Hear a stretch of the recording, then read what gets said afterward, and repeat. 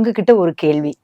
கொசு பெருசா, சிங்கம் பெருசா? அப்படின்னு கேட்டா நீங்க என்ன சொல்வீங்க? சிங்கம் தான் பெருசுன்னு சொல்வீங்க. ஆனா, சிங்கம் கடிச்சு இறந்தவங்கள காட்டிலும், கொசு கடிச்சு இறந்தவங்க தான் அதிகம் அப்படிங்கிறது நமக்கு தெரியும் இல்ல?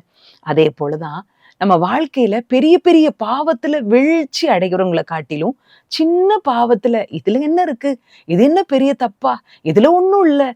அப்படின்னு சொல்லி காம்ப்ரமைஸ் ஆகி ஆகி சின்ன சின்ன பாவத்துல அப்படியே மனசாட்சிய மழுங்கடிச்சு மழுங்கடிச்சு, கடைசியில பெரிய வீழ்ச்சிய நம்ம பார்க்கக்கூடும்.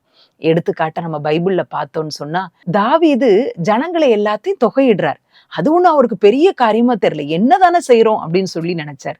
அது ஆண்டவருடைய பார்வையில அது பெரிய பொல்லாப்பா ஆண்டவருக்கு காணப்பட்டுச்சு. சவுலுடைய வாழ்க்கைய எடுத்துக்கிட்டோம்னா, இந்த எல்லாத்தையும் அமலேக்கியர்ல உள்ள எல்லாத்தையும் அழிக்கணும்னு ஆண்டவர் சொன்னார். ஆனா அவருக்கு கொழுமையான ஒண்ணு சிலத்த விட்டுருவோம். இதனால என்ன? இதனால என்ன வரப்போகுது? அப்படின்னு சொல்லி சின்ன சின்ன காரியங்கள் தான். ஆனா அவங்களுடைய ராஜ்ய பாரத்துக்கே ஒரு பெரிய ஒரு அசைவை, ஒரு பெரிய ஒரு வீழ்ச்சிய கொடுத்தது அப்படிங்கிறது நம்ம அறிவோம். அதனால எப்ப எல்லாம் கொசுவ பாக்கீங்களோ, அப்பல்லாம் இந்த சத்தியம் உங்களுக்கு ஞாபகத்துக்கு வரணும். சிங்கம் கடிச்சு இறந்தவங்கள காட்டிலும், கொசு கடிச்சு இறந்தவங்க நெறைய பேர். சின்ன பாவத்துல நான் விழுந்துறக்கூடாது அப்படின்னு சொல்லி, கவனத்தோட நம்முடைய கிறிஸ்தவ வாழ்க்கைய நம்ம ரன் பண்ணோம்னு சொன்னா, நிச்சயமா வெற்றியுள்ள கிறிஸ்தவ வாழ்க்கை வாழலாம்.